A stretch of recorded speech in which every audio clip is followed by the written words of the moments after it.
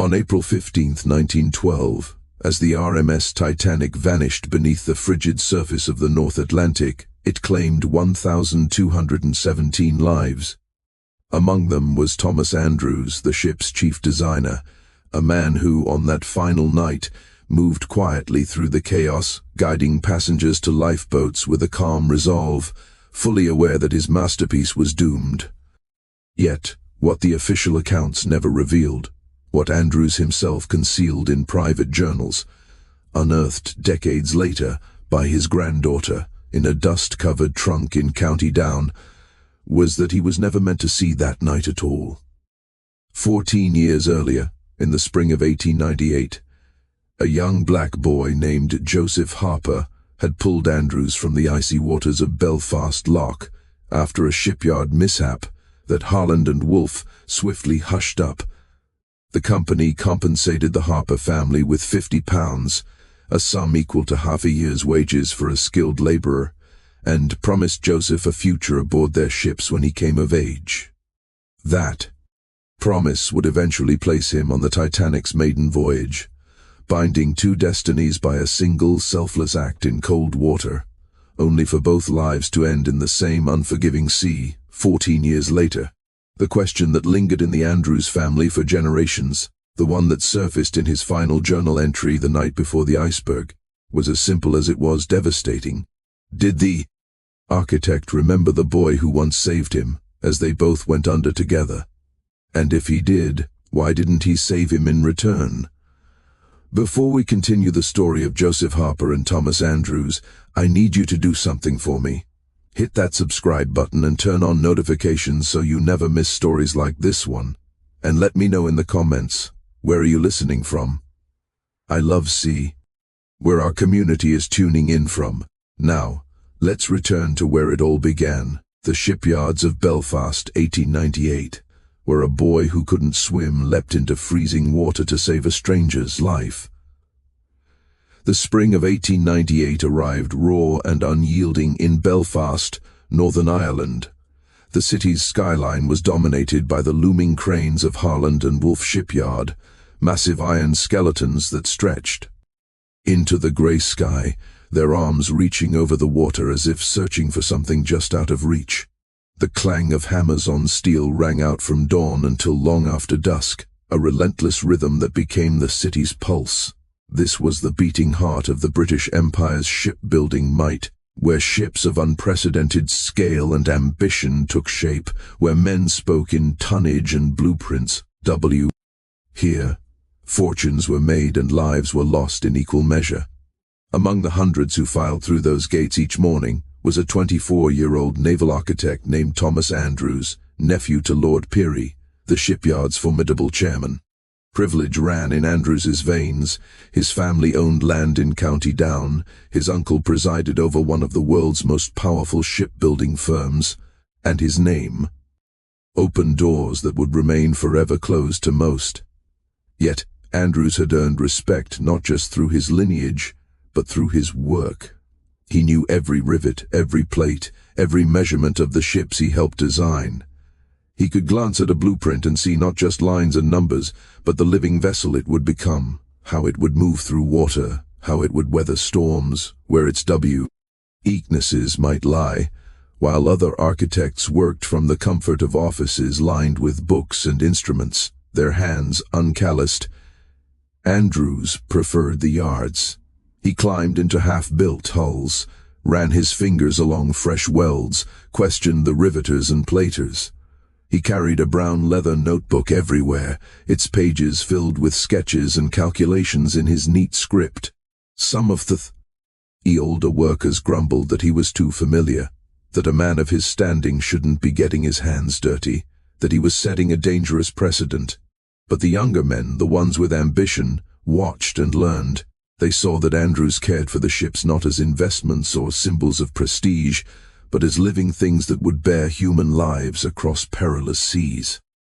Belfast in those years was a city of sharp divides, a place where wealth and poverty coexisted, separated by invisible but unbreakable barriers. The shipyard owners lived in grand Victorian mansions on the hills above the city, Homes with sweeping lawns and silent servants, where dinner was served on china worth more than a worker's yearly wage. The workers, Irish, Scottish, and a small but growing NG population of black sailors and dock workers, crowded into narrow brick row houses near the waterfront, buildings that had been constructed quickly and cheaply to house the influx of labor the shipyards demanded. The air tasted of coal smoke and salt, and on certain days when the wind blew from the east, you could smell the rendering plants that processed whale oil for the lamps that still lit most of the city's streets, a thick cloying odor that settled in your clothes and hair and never quite washed out. The streets near the waterfront were a maze of narrow alleys and courtyards where laundry hung on lines stretched between buildings and children played in the mud. The pubs were always full, men drinking away their wages and their fears, singing songs from the old country, fighting over politics and religion, and things that didn't matter. The churches were full too on Sundays, Protestant and Catholic congregations eyeing each other with suspicion across the divide, each convinced of their righteousness, each certain that the other was damned. Joseph Harper was 11 years old that spring, small for his age, but wiry and quick, with dark eyes that missed nothing and hands that were always busy. His father, Samuel Harper, had come to Belfast 5 years earlier from Liverpool following work as a coal trimmer on merchant vessels. Samuel had been born free in Philadelphia in 1855, the son of a man named Elijah Harper, who'd escaped slavery in Maryland through the Underground Railroad in 1847. Elijah had made it to Philadelphia with nothing but the clothes on his back and a debt, termination to never be owned again. He'd worked on the docks, saved his money, married a free woman named Ruth, and raised his son to be proud and careful in equal measure. Samuel had inherited his father's work ethic and his mother's intelligence. He'd learned to read and write at a Quaker school in Philadelphia, had worked his way up from dock labor to skilled positions on ships. When his wife, Mary, died of consumption in 1893, leaving him alone with 6-year-old Joseph, Samuel had made a decision. America was changing, but not fast enough. The promise of equality was still just a promise. He'd heard that there was work in Liverpool, that the British ports were hiring, that a skilled man could make a decent living regardless of the color of his skin. It wasn't entirely true, but it was enough. He'd taken Joseph and crossed the Atlantic, working his passage as a coal trimmer, and settled in Liverpool. But Liverpool had its own problems. Too many workers, not enough jobs, wages that barely covered rent and food. When Samuel heard that Belfast was booming, that Harland and Wolff was hiring anyone who could work, he'd moved again. They'd arrived in Belfast in the winter of 1893 where Joseph was 6 years old and still grieving for his mother. Samuel had found work as a coal trimmer in the shipyard. Brutal labor that involved shoveling coal into the furnaces of ships being tested, working in heat that could kill a man, breathing air thick with coal dust that turned your lungs black.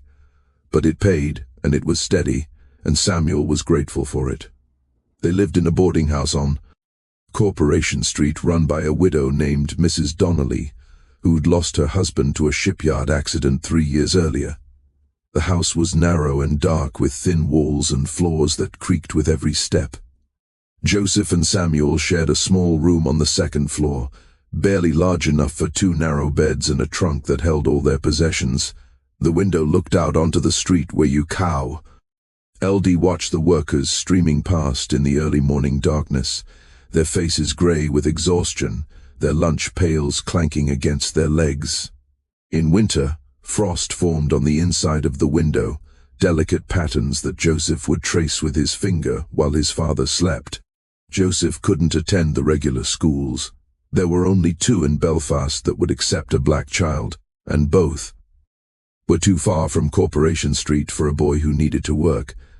One was run by Quakers in the north of the city, a 2-hour walk each way, and the other was a charity school near the docks that only operated 3 days a week.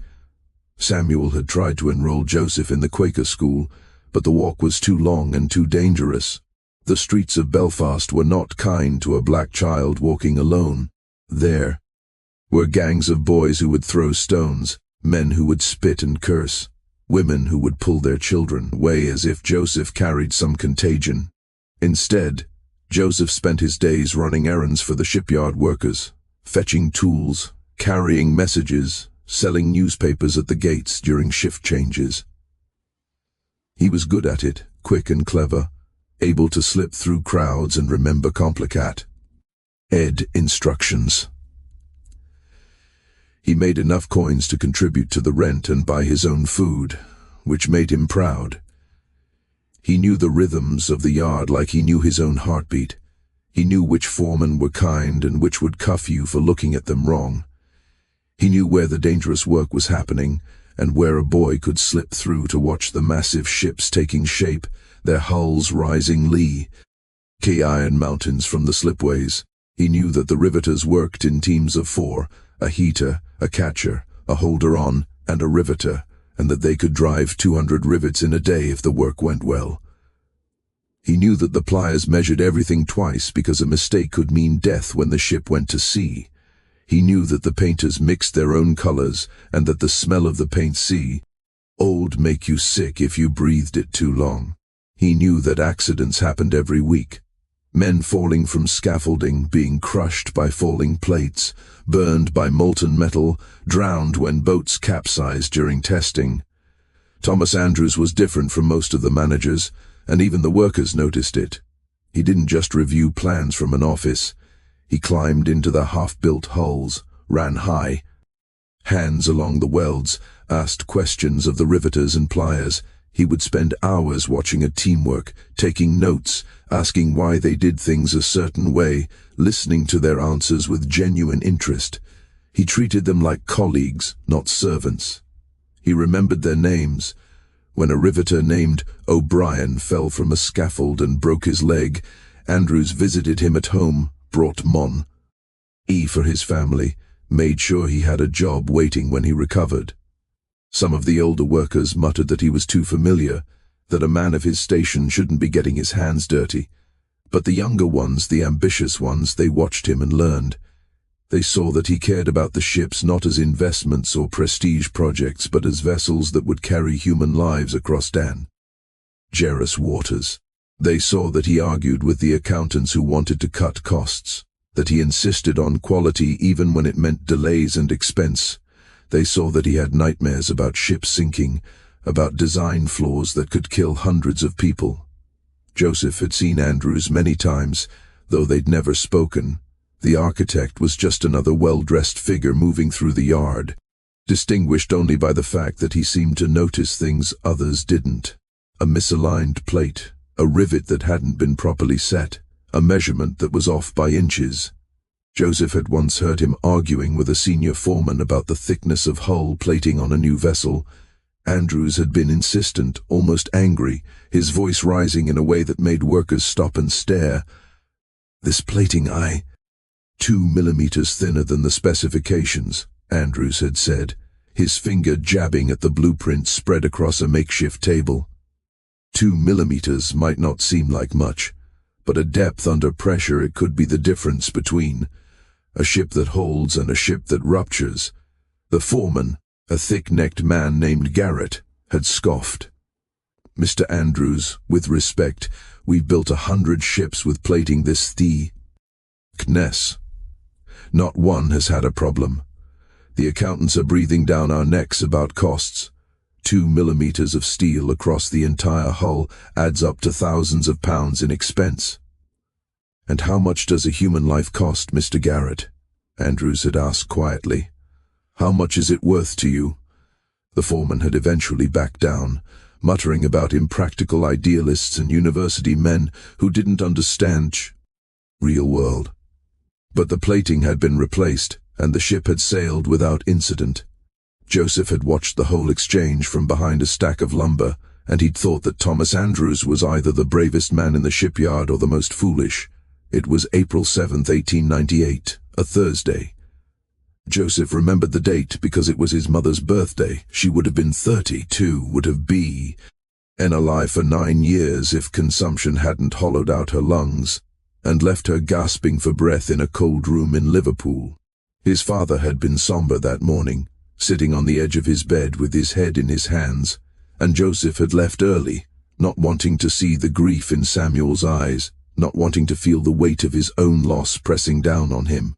The day was overcast with a bit of wind coming off Belfast Lough that cut through Joseph's thin jacket and made his eyes water.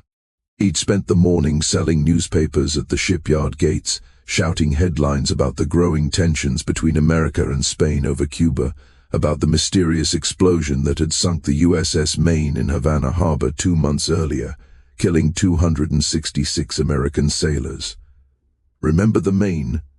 The newspapers screamed and people were buying them up, eager for news of war, eager for something to break the monotony of their lives. By afternoon, Joseph had made enough coins to buy bread and a bit of cheese from a vendor near the docks, and he'd wandered down to the waterfront to eat, watching the ships. He liked to watch the ships.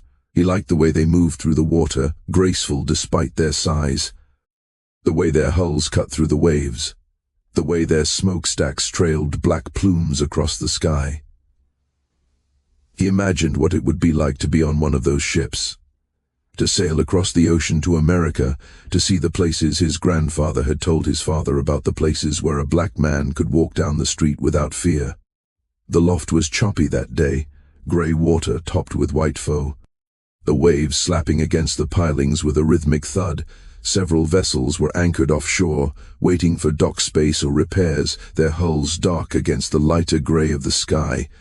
Joseph sat on a piling near the shipyard's private dock, his feet dangling above the water, tearing pieces from his bread and eating slowly to make it last.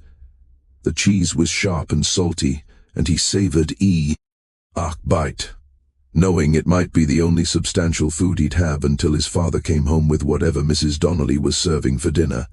That's when he heard the shouting. At first it was just raised voices from the direction of the shipyard's private dock, where smaller boats fed managers and inspectors out to ships at anchor. Joseph turned and saw a cluster of men in dark coats standing at the dock's edge, pointing at the water. One of them was running back toward the main yard, his coat flapping behind him like the wings of a panicked bird. Something was wrong. Joseph could feel it in the sudden tension in the air, in the way the other workers were stopping what they were doing and turning to look. Joseph jumped down from the piling and ran toward the commotion. His bread forgot. 10. His heart suddenly pounding. As he got closer, he could see what had happened. A small launch, one of the shipyard's motorboats, maybe 20 feet long with a small steam engine, had capsized about 30 yards from the dock. The boat's hull was visible, dark wood bobbing in the rough water like the back of some great beast. 2 men were clinging to it, shouting for help, their faces pale with cold and fear.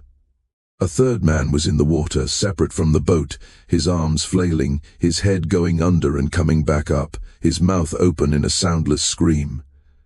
The men on the dock were yelling, but no one was moving. Joseph heard fragments of their panic. "Get a rope. Where's the harbour master? Someone fetch a boat, he's going under." But they were just standing there frozen, watching a man drown 30 yards away. The water was brutally cold. Joseph knew that.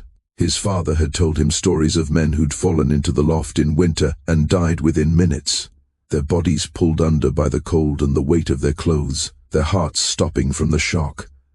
The man in the water went under. He came back up, gasping, his arms moving more slowly now, his movements becoming sluggish. Joseph recognized the dark coat, the shape of the man's head, the way he moved. It was Thomas Andrews. Later, people would ask Joseph why he did it. An 11-year-old boy, barely 5 trillions tall and weighing maybe 70 lb, jumping into water that had killed grown men. He never had a good answer. He couldn't explain the impulse that seized him, the certainty that he had to act, that if he didn't act, someone would die. He remembered dropping his remaining bread, remembered kicking off his boots. They were too big for him. Hand-me-downs from a boy who'd outgrown them, and they would have dragged him down. He remembered the shock of the cold water closing over his head, So cold it felt like being stabbed with 1,000 knives. So cold his lungs seized, and he couldn't breathe. He remembered thinking that his fath would be angry, that this was foolish, that he was going to die. But he also remembered his mother's voice from years ago, when she was still alive and still strong, reading to him from the Bible in their small room in Liverpool. Greater love hath no man than this, that a man lay down his life for his friends. He'd asked her what it meant, and she'd said that sometimes you have to be willing to sacrifice yourself for others, even if they're not your friends, even if they're strangers, because that's what makes us human. The cold was worse than he'd imagined. It felt like knives in his chest, like his lungs were being crushed by an invisible hand, like his heart was going to stop. He couldn't breathe properly. Each gasp brought in more water than air, but he could see Andrews maybe 20 feet away, struggling to stay afloat, his coat billowing around him like dark wings. Joseph swam. He wasn't a strong swimmer. He'd learned in the calmer waters of the Mersey back in Liverpool, paddling in the shallows with other children while their mothers washed clothes on the banks. But he pushed forward, his arms cutting through the waves, his legs kicking frantically. Andrews went under again. Jose. Pove. His eyes open in the murky water, and he saw the architect sinking, his coat billowing around him, his arms reaching up toward the surface, his face grey and slack. Joseph grabbed the coat, then Andrews' arm, and pulled. They broke the surface together. Andrews was coughing, choking on cedar, his face grey, his lips blue, his eyes were unfocused, rolling back in his head. "Hold on, Joseph," gasped, his own voice sounding strange and distant. "Hold on to me." He got his arm around Andrews' chest under his arms and started pulling him back toward the dock. It felt impossible. Andrews was a grown man, easily 160 lb, and his clothes were soaked, adding another 20 or 30 lb. Joseph was just a boy, small and thin, and the cold was sapping his strength with every second. His muscles were screer. Ming. The cold was making his fingers numb. He couldn't feel his legs anymore. But he kept swimming, kept pulling, kept moving, because the alternative was letting go. And letting go meant death. The dock seemed impossibly far away. The men were still shouting, but now they were doing something, throwing a rope, running for a boat. Joseph could see Mrs. Donny's face in his mind, could see his faith, R's face, could see his mother's grave in Liverpool. He thought about how stupid this was, how he was going to die saving a man who didn't even know his name, a man who would never have jumped in to save him. Hands reached down from the dock. Someone had thrown a rope, and it was floating nearby, a thick hemp rope that looked like salvation. Joseph grabbed it with his free hand, his fingers so numb. He could barely feel it, and held on while the men above pulled them in. The rope burned his palm, scraped the skin raw, but he held on. They were moving through the water slowly, agonizingly slowly, but moving. He remembered being lifted from the water, strong hands grabbing his arms and hauling him up onto the dock like a fish. He remembered being wrapped in a rough blanket that smelled of tar and tobacco. Remembered someone pouring something hot and bitter down his throat, whiskey probably burning all the way down. He remembered Thomas Andrews lying on the dock, coughing up water, his chest heaving, his whole body shaking, and he remembered the silence that fell over the men gathered there. A silence that felt heavy, almost frightened, as if they'd witnessed something they weren't sup. Said to see, a man in a fine overcoat. Joseph would later learn it was Lord Peary himself, the chairman of Harland and Wolff, Andrews' uncle, knelt beside Andrews, his hand on the architect's shoulder. Peary's face was pale, his expression a mixture of relief and something else, something darker.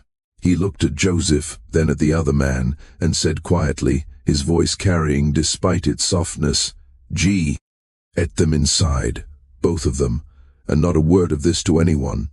Do you understand?" Not a word. The men nodded, their faces carefully blank. Joseph was too cold and too exhausted to wonder what it meant. He was lifted again, carried through the shipyard like a sack of grain, and taken to a building he'd never been inside before. The last thing he saw before they carried him through the door was ditch. Capsized launch being towed back to the dock, and the two men who'd been clinging to it being helped onto dry land, their faces white with shock. Joseph woke up in a room he didn't recognize. It was warm, blessedly warm, with a fire burning in a small hearth, the flames casting dancing shadows on the walls. He was lying on a cot covered with heavy blankets that smelled of mothballs and lavender. His clothes were gone, replaced by a shirt and trousers that were too large for him. The sleeves hanging past his hands, the waist cinched with a piece of rope. His body ached, every muscle sore, and his throat felt raw as if he'd been screaming. For a moment he couldn't remember where he was or how he'd gotten there. Then it came back, the water, the cold Andrews sinking beneath the surface, the rope burning his hand. The door opened, and a woman in a nurse's uniform entered. She was middle-aged with grey hair pulled back in a severe bun and kind eyes behind wire-rimmed spectacles. She smiled when she saw he was awake, a genuine smile that reached her eyes. "There you are," she said, her accent marking her as Belfast-born. "You gave us quite a fright. How do you feel? Where am I?" Joseph's voice came out as a croak, barely audible. "Harland and Wolf's medical office. You've been asleep for nearly 6 hours." She poured water from a pitcher into a cup and handed it to him. "Drink slowly. Your body's been through quite an ordeal." The water was cool and clean, the best thing Joseph had ever tasted. He drank it all, then asked the man in the water, "Is he?" "Mr. Andrews is fine. Thanks to you." The nurse's expression became more serious, her smile fading. "You're a very brave boy, very foolish, but very brave. Do you know you could have died? That water is cold enough to kill a grown man in minutes, a boy your size." She shook her head. "It's a miracle you're alive." "I had to help him," Joseph said simply. "Yes," the nurse said softly, "I suppose you did." Over the next 2 days Joseph stayed in that small room. The nurse, her name was Mrs. Brennan, and she'd worked at the shipyard for 15 years, treating everything from minor cuts to fatal injuries, brought him food, and checked on him regularly. The food was better than anything he'd eaten in months. Hot soup with real meat in it, fresh bread with butter, tea with sugar. He ate slowly, savoring every bite, knowing it wouldn't last. No on. Else came. Joseph asked about his father, and Mrs. Brennan said that Samuel had been notified, that he'd been told Joseph was safe and would be home soon.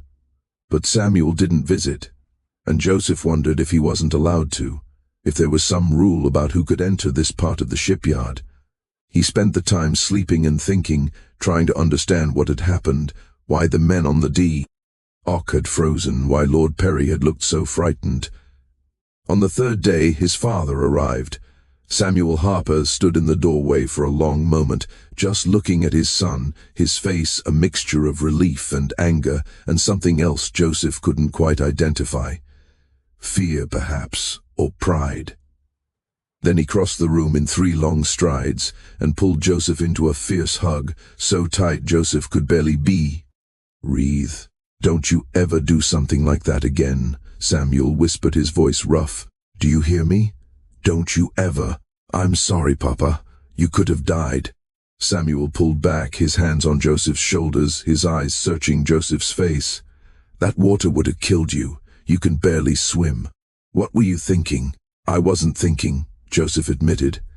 I had to help him." Samuel's expression softened slightly. "No, it didn't. And you saved a man's life." He paused, then added, his voice dropping to barely above a whisper, "An important man. They've been asking about you, asking what we need, what they can do for us." That afternoon Lord Perry himself came to the medical office. He was a tall man with a grey beard and sharp eyes that seemed to see everything, dressed in a suit. That probably cost more than Samuel made in a year. He shook Joseph's hand formally as if Joseph were an adult, his grip firm and dry, and thanked him for his courage. Then he turned to Samuel, and his expression became businesslike. Mr. Harper, your son did an extraordinary thing. He saved the life of one of our most valuable employees and my nephew. I want to ensure that his bravery is properly recognized." What followed was a conversation that Joseph only partially understood. Pirrie spoke of compensation, of opportunities, of gratitude. Samuel listened carefully, his face unreadable, asking occasional questions in a quiet voice. Finally, Pirrie made his offer, a sum of £50, more money than Samuel made in 6 months of brutal labor in the coal holds, and a position for Joseph aboard one of Harla N.D. and Wolfe's ships when he came of age, training as a steward with the possibility of advancement. "It's a good life," Pirrie said, his voice smooth and persuasive. "Steady work, travel, a future better than the docks, better than what most boys like him can hope for." Samuel looked at his son and back at Pirrie and the other matter. Pirrie's expression hardened slightly, his eyes growing cold. "The incident has been recorded as an accident during routine maintenance. Mr. Andrews was inspecting a launch when it capsized due to mechanical failure. He was rescued by shipyard personnel. There will be no public mention of your son's involvement." "Why?" Joseph asked. The adults turned to look at him, surprised that he'd spoken. "Why can't people know?" Pirrie's smile was thin, not reaching his eyes. "Because, young man, it would raise questions we'd prefer not to answer. Questions about why a senior architect was on that boat without proper safety measures. Questions about the boat's maintenance. Questions that could damage the company's reputation." He paused, choosing his words carefully, "and because it would draw attention to you and your father. Not all attention is welcome, especially for he try."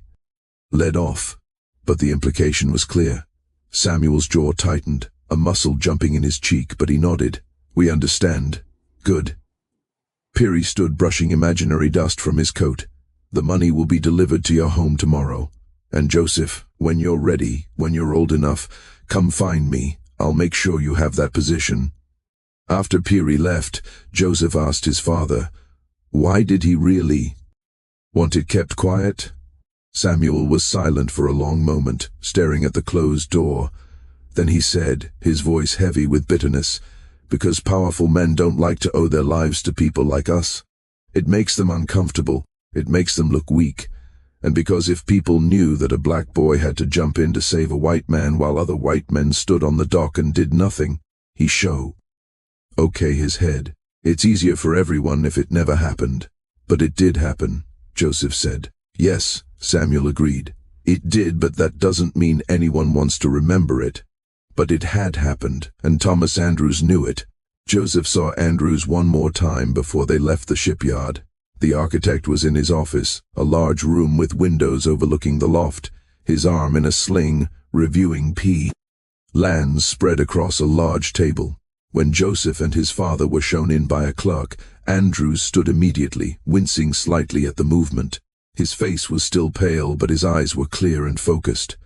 "Joseph," he said, and Joseph was surprised that Andrews knew his name. "I wanted to thank you properly what you did." He stopped, seeming to struggle for words, his hand gripping the edge. F the table. "I owe you my life. I won't forget that ever." Joseph nodded, unsure what to say. "What did you say to a man whose life you'd saved? What did you say to a man who was important and powerful when you were just a boy who sold newspapers?" Andrews reached into his desk and pulled out a small object. It was a compass, brass and glass, with intricate engravings on the case, ships and waves, and what looked like a family crest. "This was my father's," Andrews said, holding it out. "He gave it to me when I started working in the shipyard. He said it would always point me toward home, no matter how far I traveled. I want you to have it for when you go to sea." Joseph took the compass carefully. It was heavy, solid, beautiful, the brass warm in his hand. The needle swung and settled, pointing north. "Thank you, sir." "No," Andrew said quietly, his voice intense. "Thank you. I mean it, Joseph. If you ever need anything at all, you come find me. Do you understand? I owe you a debt I can never repay, but I'll try." As they left the office, Joseph looked back once. Andrews was standing at the window, looking out at the ships in the loft, his hand pressed against the glass. He looked, Joseph thought, like a man haunted by something he couldn't quite name.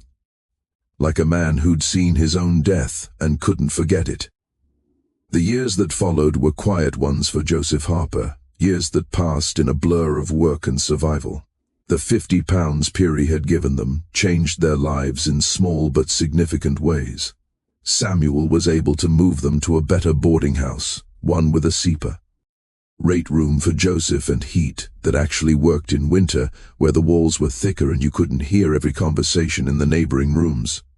The new boarding house was run by a couple named Ali, and they were kinder than Mrs. Donnelly had been, less likely to raise the rent without warning or threaten eviction over minor infractions. Joseph continued his education at one of the Chari thank you schools that would accept him, a small building near the docks run by a retired teacher named Mr. Whitfield, who believed that every child deserved to learn, regardless of the color of their skin. Joseph was good with numbers, good with his hands, good at understanding how things worked. He learned to read with increasing skill, devouring every book Mr. Whitfield would lend him adventure story. Histories, technical manuals about ships and engineering. He learned to write in a clear, precise hand. He learned geography and basic mathematics enough to navigate and calculate distances and angles, but he never forgot the water, or the weight of Thomas Andrews sinking beneath the surface, or the silence of the men on the dock. Sometimes late at night he would wake up gasping, convinced he was drowning, his lungs burning with phantom cold. He would lie in the darkness, listening to his father's breathing in the next bed, and wonder if Andrews had nightmares too. He kept the compass Andrews had given him in a small wooden box under his bed, wrapped in a piece of cloth to protect it from scratches. Sometimes late at night he would take it out and hold it, feeling the weight of it, watching the needle swing toward north. He wondered if Andrews thought about that day. He wondered if the architect had nightmares about the cold water closing over his head, about the moment when his strength gave out and he started to sink, about the certainty of death. In 1902, when Joseph was 15 years old and starting to think about his future, about the promise Lord Peary had made, Samuel died. It was sudden. A heart attack while working in the hold of a cargo ship being fitted out. One moment he was shoveling coal into a furnace, his body moving with the practiced rhythm of years of labor, and the next he was on the floor clutching his chest, his face gray. He was dead before they could get him to the surface, before anyone could fetch a doctor, before Joseph could be summoned from the docks where he was working. Joseph was alone. The boarding housekeeper, Mrs. Ali, let him stay on for a few weeks out of charity, but eventually she needed the room for paying tenants. Joseph found work where he could, running errands, cleaning stables, loading cargo at the docks, taking any job that would pay enough for food and a place to sleep. He was tall now, nearly 6 feet, with his father's broad shoulders and his mother's quick mind. But work was scarce, especially for a black teenager in Belfast. The city was changing. Tensions between Protestant and Catholic workers were rising, erupting into violence with increasing frequency. There were fights, sometimes riots, streets that became battlegrounds over religion and politics and ancient grudges. Joseph learned to keep his head down, to avoid attention, to move through the city like a ghost, invisible and unthreatening. He slept in a room he shared with 3 other men, all of them dock workers in a building that should have been condemned years ago. The roof leaked when it rained. The walls were thin enough that you could hear rats moving inside them. The privy was shared by 20 people and never quite clean, but it was shelt. And it was cheap. And Joseph was grateful for it. In the spring of 1903 he remembered Lord Perry's promise. He went to the Harland and Wolff offices, a grand building near the shipyard gates, and asked to see the chairman. The clerk at the desk, a thin man with a pinched face and cold eyes, looked at him with barely concealed contempt and told him to leave. Joseph persisted, explaining about tea. He promised about the incident in 1898.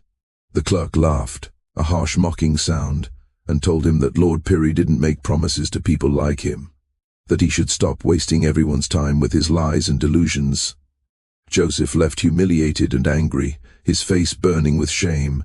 He'd been foolish to believe the promise would be kept. Powerful men made promises all the time, promises they ever intended to honor. Why should he be different? But 2 days later, a man came to his boarding house. One of Perry's assistants, a young clerk named Patterson, who looked uncomfortable and apologetic. The man apologized for the clerk's behavior, said that the man had been reprimanded, and told Joseph to report to the White Star Line offices the following Monday. A position had been arranged as Lord Pirrie had promised. Joseph would be trained as a steward on the RMS Oceanic, one of White Star Line's premier vessels. That's how Joseph Harper became a steward on the RMS Oceanic, one of White Star Line's premier vessels. He was 16 years old, tall and strong, with his father's work ethic and his mother's intelligence. The work was hard, long hours, demanding passengers, cramped quarters, below deck where the crew slept in bunks stacked 3 high, but it was steady and it paid better than anything he could have found on land. Joseph learned quickly. He learned how to serve meals without being noticed, how to anticipate what passengers needed before they asked, how to navigate the complex hierarchy of ship life, where everyone had a rank and a place. He learned which officers were air and which were cruel, which passengers would tip generously, and which would complain no matter how perfect the service. He learned the rhythms of the sea, the way a ship moved in calm water and in storms, the way the engines throbbed through the hull, the way the smell of salt and coal smoke became as familiar as breathing. He learned how to walk on a deck that pitched and rolled, how to carry a tray of dishes without spilling, how to press a uniform so it looked crisp and professional. He sailed to New York, to Boston, to Philadelphia, the city where his grandfather had found freedom, where his father had been born. He saw the Statue of Liberty rising from the harbor, her torch held high, a symbol of promises that weren't always kept. He saw the crowded tenements of the Lower East Side, where immigrants lived 20 to a room working in sweatshops for pennies. He saw the grand hotels where the first-class passengers stayed, buildings with marble lobbies and crystal chandeliers, where a single night's lodging cost more than Joseph made in a month. He sent money back to Belfast to Mrs. Ali to pay for his father's grave marker, a simple stone with Samuel's name and dates, nothing fancy, but permanent. He saved what he could, keeping his money in a small leather pouch he wore around his neck, never trusting the other crew members not to steal. And sometimes late at night in his bunk, listening to the snores of the other stewards and the creak of the ship's hull, he would take out the compass and wonder about Thomas Andrews. He'd heard that Andrews had become chief designer at Land and Wolf, that he was working on ships of unprecedented size and luxury, that his designs were revolutionizing the industry. Joseph wondered if Andrews remembered the boy who'd pulled him from the water. He wondered if the architect ever thought about that April day in 1898, about how close he'd come to dying. In 1909, Joseph heard rumors among the crew about a new ship being built in Belfast. Not just a new ship, the largest ship ever conceived, a vessel so massive it would dwarf everything else on the water. The crew called it the unsinkable ship, though that was more hope than fact, more marketing than reality. Joseph paid attention to these rumors. He'd been at sea for 6 years now, and he'd learned that the sea didn't care about human ambition. He'd seen storms that tore ships up seen waves that could snap a mast like a twig, seen ships that were supposed to be safe sink with all hands. The idea of an unsinkable ship seemed like hubris, like tempting fate. But the rumors persisted, growing more detailed with each voyage. The ship would be 882 feet long. They said it would weigh 46,000 tons. It would have 9 decks and accommodations for over 2,400 passengers and crew. T would have a swimming pool, a gymnasium, a Turkish bath, a grand staircase that would be the most beautiful thing ever built. It would be called Titanic, and it would be the pride of the White Star Line. In 1910, when Joseph was back in Belfast between voyages, he walked down to the shipyard. He hadn't been back since his father's death, hadn't wanted to see the place where Samuel had spent his final years breaking his body for other men's profit. But he was curious about the ship, about this vessel that was supposed to be unsinkable. The ship was there, rising from the slipway like a steel mountain, like something from a dream or a nightmare. It was massive, larger than anything Joseph had ever seen, larger than he'd thought possible. The hull stretched for what seemed like miles. A wall of steel plates riveted together, rising 8 stories above the ground. Thousands of workers swarmed over it like ants, riveting, welding, building, their hammers creating a cacophony that could be heard across the city. Massive cranes lifted steel plates into place, each plate weighing tons. Scaffolding covered the hull like a spider's web. Joseph stood at the fence and watched, feeling sombre. Anything he couldn't quite name, or perhaps at the sheer audacity of it, or dread, a cold certainty that something this ambitious, this arrogant, was doomed. He thought about the Greek myths Mr. Whitfield had taught him, about Icarus flying too close to the sun, about the Tower of Babel reaching toward heaven. He thought about hubris and nemesis, about how the gods punished those who reached too high. He asked one of the workers what the ship was called. Titanic, the man said, not looking away from the hull, his voice filled with pride. She's going to be the pride of the White Star Line, biggest, fastest, most luxurious ship ever built. They say she's unsinkable. Who's designing her? Thomas Andrews, Lord Perry's nephew, best naval architect in the world. They say he's been working on her for 3 years, obsessing over every detail. They say he barely sleeps, that he's at the yard from dawn to midnight, checking every rivet, every weld, every measurement. Joseph felt something cold settle in his chest. He looked up at the massive ship, at the thousands of rivets holding it together, at the sheer audacity of it. And he thought about Andrews, about the man who'd almost drowned in Belfast. T. Lough, about the promise of safety that this ship represented. He wondered if Andrews remembered what the water felt like, if he remembered the cold and the darkness and the certainty of death. He wondered if that memory haunted his designs, if every ship he built was an attempt to cheat death, to create something that could withstand anything the sea could throw at it. In early 1912, Joseph received word that he'd been selected for the crew of the Titanic's maiden voyage. It was considered an honor. Only the best stewards were chosen for such a prestigious assignment, men with years of experience and spotless records. The ship would sail from Southampton to New York in April, carrying some of the wealthiest people in the world, millionaires, aristocrats, celebrities. Joseph would be assigned to second-class service, attending to passengers who were prosperous, but not quite rich enough for first class. Businessmen, professionals, families immigrating to America in comfort. He should have been excited. This was the opportunity of a lifetime, the kind of assignment that could lead to permanent positions on the finest ships in the fleet, that could mean better pay and better accommodations. But instead, Joseph felt uneasy. He couldn't explain it. It was just a feeling, a whisper in the back of his mind that something was wrong, a cold certainty that he shouldn't go. He almost declined. He thought about telling the White Star Line that he was ill, that he couldn't make the voyage, that they should find someone else, but he needed the money. He was 25 years old now, and he'd been saving for years, planning to eventually settle somewhere, maybe open a small business, maybe find a wife and start a family. This voyage would pay well and it would look good on his record, and he was curious. He wanted to see the ship that Thomas Andrews had built. He wanted to see if it was truly as magnificent as everyone claimed.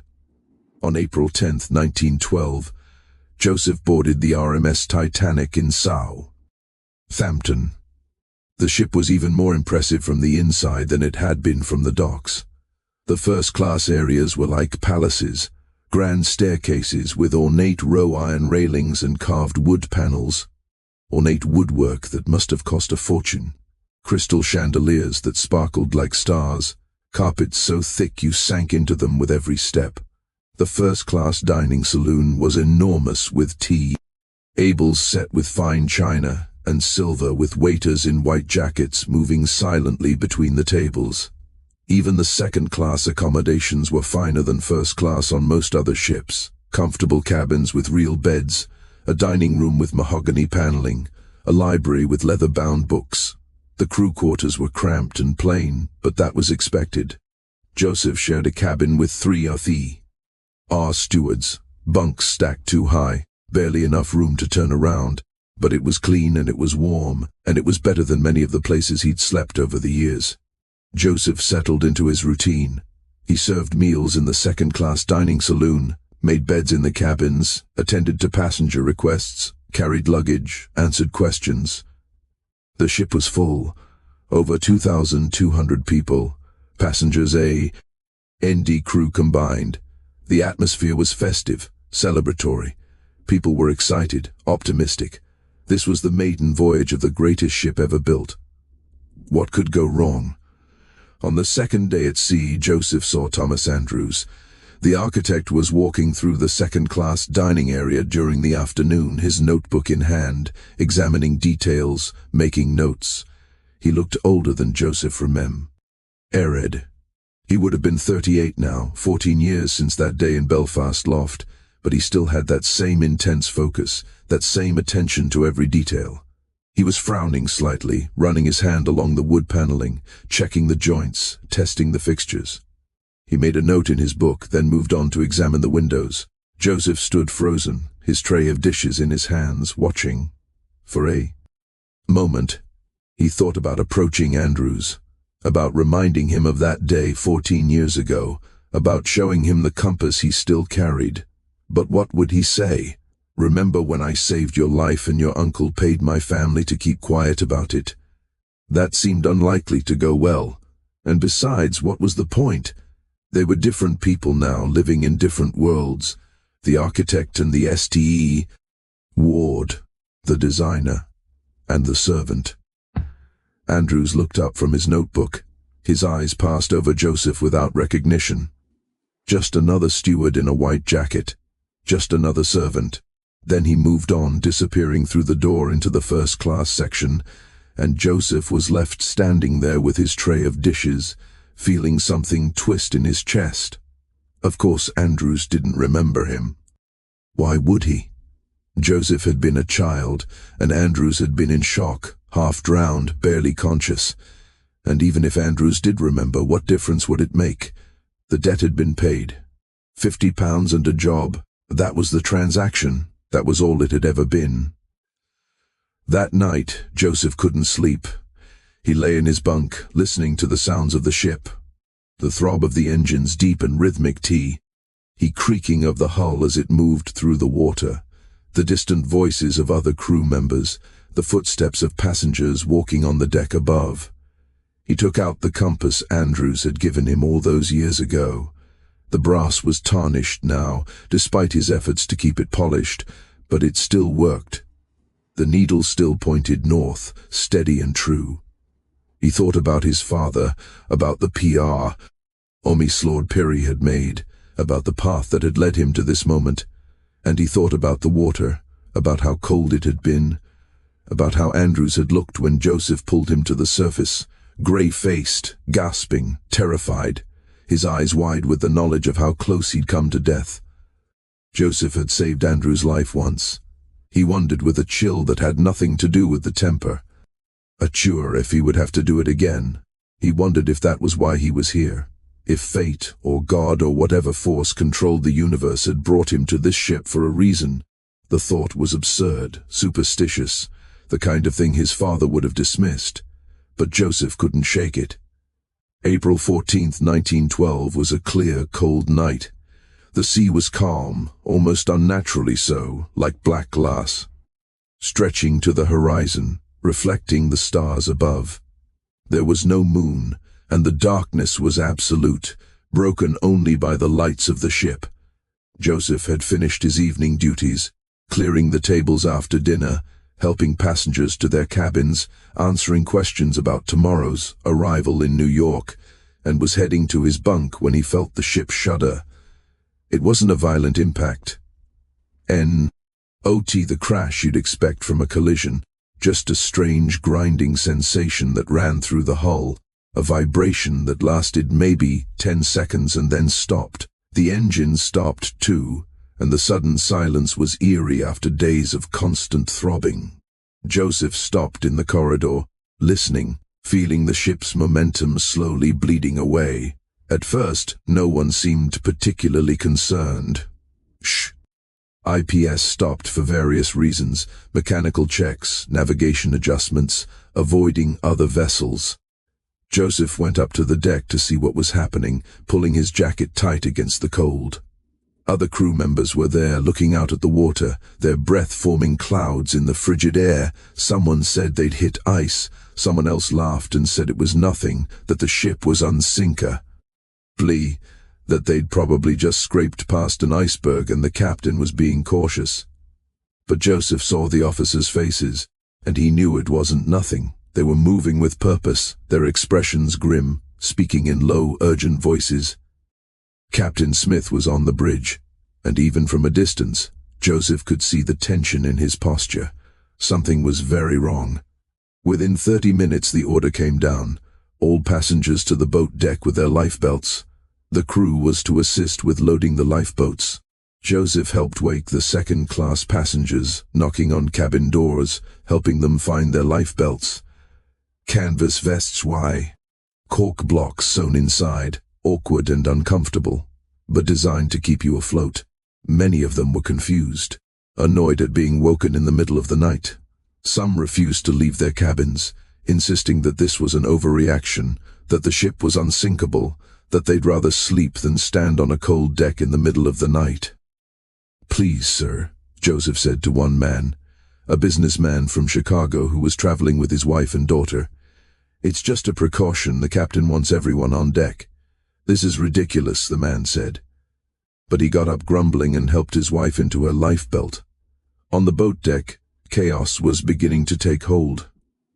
The lifeboats were being uncovered and prepared for launch. Their canvas overs removed, the Davidites swung out over the side. Officers were shouting orders, trying to organize the passengers into groups. Passengers were clustering around the boats, some demanding to board, others still convinced this was unnecessary, that they'd all be back in their warm cabins within the hour. The ship's band had assembled near the grand staircase and was playing ragtime music, trying to keep the atmosphere calm, their instruments bright and cheerful in the cold night air. Joseph saw Thomas Andrews standing near the bridge, talking urgently with Captain Smith. Andrews' face was ashen, his expression desperate. He was gesturing at the ship, at the water, his voice rising, though Joseph couldn't hear the words. Captain Smith was shaking his head, his face grim. Andrews pulled his notebook, showed the captain something, pointed at his watch. The captain's expression didn't change, but Joseph saw him sag slightly, as if a great weight had settled on his shoulders. The ship was sinking. Joseph understood that now. He could feel it in the way the deck was beginning to tilt, subtle but unmistakable. Could see it in the way the bow was sitting lower in the water. Could add it in the faces of the officers who knew the truth. The unsinkable ship was going down. He helped load passengers into the lifeboats, women and children first. That was the order, the tradition of the sea. But there was confusion about who qualified, about what the rules meant. Were second-class women allowed in the boats or just first class? What about the crew? What about the men? Different officers gave different orders, some strict, some lenient. Some boats launched half-empty because passengers refused to believe the danger, refused to get into a small boat and be lowered into the dark water. Others were so overcrowded they nearly capsized when they hit the water. Women and children packed in so tight they could barely move. Joseph worked mechanically, helping people into the boats, untying ropes, following orders, trying not to think about what was happening around him. The night was filled with sounds, crying children, shouting men, the groan of the ship's structure as it bent under the strain, the splash of lifeboats hitting the water. The water was rising up the deck now, inch by inch, flooding through the lower decks, filling the cargo holds and the engine rooms. The ilt was becoming more pronounced, making it difficult to walk, making dishes slide off tables and furniture shift. He saw Andrews again, walking through the first-class lounge. The architect was alone now, moving slowly, his hand trailing along the wood paneling, touching the carved details, the light fixtures, the furniture. He looked like a man saying goodbye to something he loved, like a man sighting a grave. Joseph followed him. "Mr. Andrews," Joseph called. Andrews turned, his eyes distant, unfocused, as if he was seeing something far away. "Yes, the lifeboats, sir, you should. There aren't enough," Andrew said quietly, his voice flat, emotionless. "I designed this ship for 64 lifeboats." 64? It would have been enough for everyone with room to spare, but they cut it to 20. The board F trade only required 16, and they said 64 cluttered the deck, ruined the aesthetic, made the ship look unsafe. He laughed, a bitter, broken sound. 1,600 people are going to die tonight because someone thought lifeboats were ugly. Joseph stepped closer. "Sir, you need to get to a boat. There's still time." Andrews looked at him properly for the first time, his eyes focusing. Something flickered across his face. Recognition, perhaps, or just confusion. "Do I know you, Belfast?" Joseph said. 1898 Belfast Lough. "You fell from a launch. I pulled you out." Andrews stared at him. The color drained from his face, leaving him gray as ash. "The boy," he whispered. "You're the boy who pulled me out." "Joseph Harper." "Yes, sir." For a long moment Andrew said nothing. Then he reached out and gripped Joseph's shoulder, his hand shaking. "You saved my life." "Yes, sir. And now we're both going to die on a ship I built." Andrew's voice broke, tears streaming down his face. "I'm so sorry. I'm so sorry. This is my fault, all of this. I should have fought harder for the lifeboats. I should have insisted on more safety measures. I should have." The ship lurched, a violent movement that sent them both stumbling. Here below, something gave way with a sound like thunder. Like the world breaking apart, the lights flickered, went out, came back on dimmer than before. Andrews steadied himself against the wall, then looked at Joseph with sudden intensity. "Go," he said. "Get to a lifeboat. Your crew, they'll let you on if there's room. Go now. What about you?" "I'm staying." Andrew's voice was firm, final. "This is my ship, my responsibility, my failure. But you have a chance. Take it, please. You saved my life once. Let me save yours now. Go." Joseph wanted to argue, wanted to insist that Andrews come with him, that there was still time, that they could both survive. But he could see in the architect's eyes that there was no point. Andrews had made his decision. He was going to go down with his creation, was going to pay for his failure with his life. "The compass," Joseph said, pulling it from his pocket. "The one you gave me. I still have it. I've carried it for 14 years. Andrews smiled, a sad, broken smile that didn't reach his eyes. "Good, that's good. Keep it. Remember me. Remember that I tried to build something beautiful, something safe. Remember that I failed." He pushed Joseph gently toward the door. "Go. Live. That's an order. That's the last thing I'll ever ask of you. Live." Joseph went. He ran through the tilting corridors, past passengers who were praying, past crew members who were drinking the last of the ship's liquor, past the band still playing on the deck, their music defiant in the face of death. He reached the boat deck just as the last lifeboat was being prepared for launch. It was Collapsible D, one of the emergency boats, canvas-sided and smaller than the others. An officer was standing guard, only allowing women and children to board, his face set and grim. "Please," Joseph said, his breath coming in gasps. "I'm crew. I can help. Row." "No men," the officer said, not looking at him. "Women and children only. Captain's orders." The ship lurched again, more violently this time. The bow was underwater now, the forward deck completely submerged. The stern was rising out of the sea, the propellers lifting clear of the water, dripping and massive. People were screaming, running, jumping. Some were climbing over the railings, preparing to jump into the water. The band had stopped playing. The lights were flickering, dimming, the generators failing as the water reached them. Joseph looked back at the ship, at the lights still burning in some of the windows, at the hundreds of people still on board, at the massive structure that was breaking apart, its back snapping under the strain. He thought about his father, about his mother, about the life he'd lived, about the choices that had brought him to this moment. About Thomas Andrews, standing alone in the first-class lounge, waiting for the end, accepting his fate. The officer wasn't looking, distracted by a woman who was trying to bring her dog into the lifeboat. Joseph climbed over the railing and lowered himself down the side of the ship, hanging by his hands from the deck above the lifeboat. Below him, the water was black and infinite, impossibly far away. He could see chunks of ice floating past, white against the darkness, like pieces of a shattered moon. He let go. The cold was exactly as he remembered, exactly as it had been 14 years ago in Belfast Lough. It drove the air from his lungs, seized his muscles, sent shocks of pain through every nerve. Joseph surfaced, gasping, and immediately started swimming away from the ship.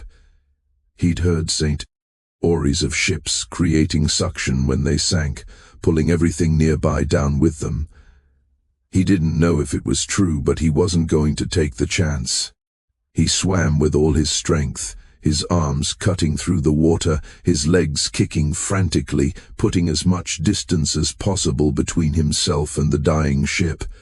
Around him, the water was full of people, hundreds of them, all screaming, all dying, their voices creating a sound like nothing Joseph had ever heard. A chorus of agony and terror that seemed to come from everywhere at once. The cold killed quickly. Joseph knew that from Belfast, from his father's stories. 10 minutes, maybe 15, and hypothermia would shut down their bodies, would stop their hearts, would pull them under. He kept swimming, kept moving, knowing that if he stopped, he would die. That movement was the only thing keeping him alive.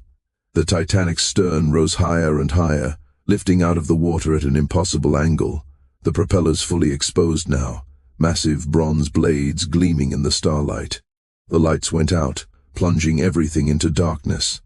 In that darkness, Joseph heard the sound of the ship breaking apart, a deep grinding roar that seemed to come from the earth itself. The sound of steel tearing, of rivets popping, of a structure that had been built to last forever being destroyed in seconds. Then the stern slipped beneath the surface, and the greatest ship ever built was gone, leaving only wreckage and the dying. Joseph floated in the darkness, surrounded by the screaming. The cold was taking him too. He could feel it. He couldn't feel his legs anymore, couldn't feel his hands. His arms were moving more slowly, his kicks becoming weaker. He thought about letting go, about slipping under the water and letting it end. It would be easy, it would be peaceful. He was so tired, so cold. He'd done his best, he'd lived a good life. He'd saved a man's life once. That was something, that was enough. But then he heard the sound of oars, the splash of wood cutting through water. A lifeboat was moving through the wreckage, picking up survivors. Joseph called out, his voice barely a whisper, barely audible over the screaming. The boat came closer. Hands reached down and pulled him from the water, strong hands that grabbed his arms and hauled him over the gunwale like a fish. He collapsed in the bottom of the boat, shaking uncontrollably, unable to speak. He was one of the lucky ones.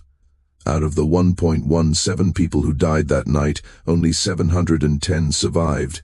Joseph Harper was one of them. Thomas Andrews was not. The RMS Carpathia picked up the survivors the next morning, arriving just after dawn. her crew working frantically to bring the lifeboats alongside and help the survivors aboard. Joseph was wrapped in blankets, given hot coffee that burned his throat, treated for hypothermia by doctors who moved through the survivors with grim efficiency. He survived, but part of him stayed in that water, in that darkness, with the hundreds of people who didn't make it, with Thomas Andrews, who'd chosen to go down with his ship. In the weeks and months that followed, the inquiries began, both the American and British Gov. Governments held hearings trying to determine what had gone wrong, who was responsible, how such a disaster could have happened. Joseph testified at the British inquiry, standing before a panel of officials and telling them what he'd seen. He told them about the shortage of lifeboats, about the confusion on the deck, about the officers who wouldn't let men into the boats even when there was room. He told them about Thomas Andrews, about the architect's last words, about his guilt and his sorrow, about how he'd known the ship was doomed and had accepted his fate. But he didn't tell them about Belfast Lough. He didn't tell them about the boy who'd saved Andrews' life 14 years earlier, about the debt that had never been repaid, about the promise that had brought him to the Titanic. That story stay. Ed locked inside him, a secret he carried alone. The newspapers called him a hero, one of the brave crew members who'd helped passengers into the lifeboats before saving himself. They didn't know that he jumped into the water because there was no other choice, that he'd survived by luck and stubbornness and the memory of cold water in Belfast. They didn't know about the compass he still carried. The compass Andrews had given him, the compass that had somehow survived the sinking, still pointing north, still working.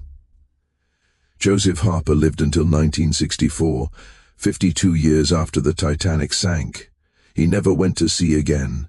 He settled in New York in a small apartment in Brooklyn and found work in a factory that made furniture. It was steady work, honest work, work that didn't require him to be on the water. He married a woman named Sarah, a teacher from Harlem, and they had 3 children, 2 daughters and a son. He told his children about the Titanic, about the night the unsinkable ship went down, about the cold water and the screaming and the darkness. But he never told them about Thomas Andrews, about the man he'd saved and couldn't save again. He kept the compass in a drawer in his bedroom, wrapped in the same piece of cloth he'd used in Belfast. Sometimes, late at night, when sleep wouldn't come and the old nightmares returned, when he woke up choking, certain he was back in the freezing Atlantic, Joseph Harper would take out the compass and hold it in his hands, letting memory wash over him. He would picture Andrews in the first-class lounge, saying a silent farewell to the ship he'd poured his soul into. He would remember the shock of the cold, the chaos and the cries, the moment he let go of the sinking vessel and slipped into darkness. Years later, his children once asked him about the compass, what it meant, why he kept it so close. He told them it was a gift from a friend, someone he'd known long ago, someone who never came home. He never spoke of the debt, of the life he did saved, and the life he'd lost, or of the question that haunted him for more than half a century. Should he have tried harder to save Andrews? Should he have insisted, pleaded, dragged the architect to a lifeboat? Should he have refused to leave without him? The official Titanic records list Joseph Harper as a second-class steward, survivor, age 25. They list Thomas Andrews as chief designer, low, stat C, age 38. Nowhere do they mention Belfast Lough, or the capsized launch, or the boy who dove into icy water to save a drowning man. Those details were buried by Harland and Wolff, lost to history, remembered only by Joseph Harper and the Andrews family. But the truth, like bodies rising from the deep, has a way of surfacing. In 1985, 73 years after the Titanic went down, Andrew's personal journals were finally made public by his family. For decades they'd been locked away in a trunk in County Down, considered too private, too painful to share. But Andrews's granddaughter Elizabeth, an elderly woman who'd never met her grandfather, decided the world deserved to know. Among the journals was an entry dated April 13th, 1912, the day before the iceberg, the last full day of Andrews's life. In it he wrote, "Saw the boy today. He's a man now, a steward on this ship. I recognized him at once, those same dark eyes, that same quickness. He didn't approach me, and I didn't approach him, but I knew him. The boy who saved my life in Belfast, Joseph Harper.